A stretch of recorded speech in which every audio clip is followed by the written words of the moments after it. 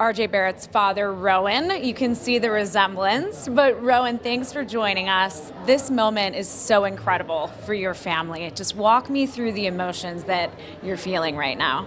When they called him, just elation, right? To start with, just thinking back to all those times driving him to the gym in the morning, and also, at 15 years old, he decided that he couldn't get better where we were in Canada. And he said to me, "Dad, I can't get better here." And I brought him down to the States and we started looking at schools. And I was reluctant to let him go. He's 15, he was so young. And he said, "Dad, I don't want to come home. I want to stay here. I want to do this." And he still felt that I was reluctant. And he said, "Dad, believe in me.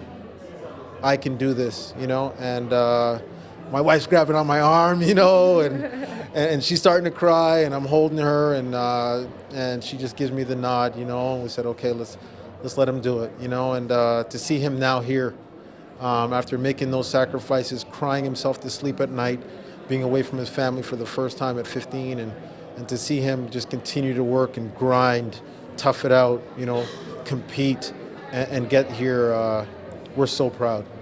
And of course, you know the sacrifice that it takes as you played professionally yourself, but you played college ball at St. John's. So there's a lot of New York ties with the Barrett family and this city.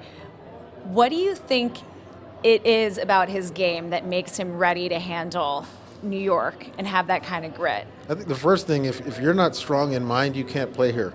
Like if you're not tough enough mentally, you can't play. There's going to be naysaying. No matter how many people love you, there's always going to be somebody that has something to say. Front page, back page, it's that. And I think if his time at Duke this year showed anything, it's that he's mentally strong. He played on that team with Zion this year, and Zion obviously rightfully got a lot of media attention. RJ still led that team in scoring this year. RJ, was second in rebounds on that team. RJ was second in assists in that team. I mean, he was indispensable within that team and eventually got MVP along with Zion of that team. And so, I think he's already kind of shown some of that. He took some criticism this year, and you can look at his numbers and look at where he goes and the team's performance after those moments. I think it speaks to the mettle that he has mentally. And then outside of that, RJ's won a championship almost every single year since he was in 7th grade, right? He's a winner. I think New York likes winners. And he's competitive. He plays for that. He doesn't play for numbers. He plays to win. He plays to beat you. He's very, very competitive. He plays to beat you, and he continually gets better. And I think that if New Yorkers see that from him, hopefully they'll continue to embrace him. Oh, they're going to love that competitive edge and spirit. But you're talking about his game, and he's a very well-rounded player. But when you look at where he is right now, what part of his game do you think is most NBA ready?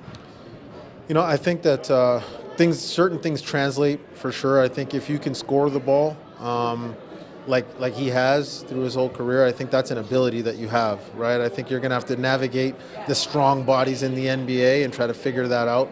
I think that passing is a skill, and the vision is a skill. I think that translates. At what level does that translate? Time will tell. I think rebounding is something that translates. There's a nose for the ball, and then the desire to go get it. And his rebounding numbers have always been very good. I think those things translate. The key for RJ will be how soon can those things translate, at this defensively. He can defend. At Duke this year, especially the beginning of the year, they played him on everything, on a point guard, on a 2, on a 3, and a 4. And then, he played the 3rd most minutes in the NCAA this year.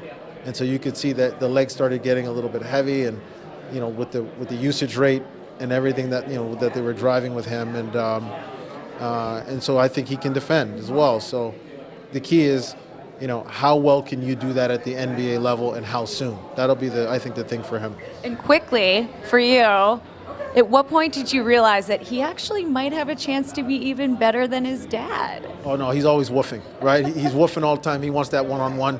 Hey, look, I've had a back problem. Okay, I can't play. I've retired from the game. Okay, but he wants it. He's never beat that. He's still got the crown. No, I'm very, very happy. I think what you do is you try to give your kids as much as possible, and you want to see them pass you. right? That next generation, and I think that's what we're seeing with him. Rowan, congrats to your son and your family. Enjoy this night. Thanks for joining us. Thank you very much.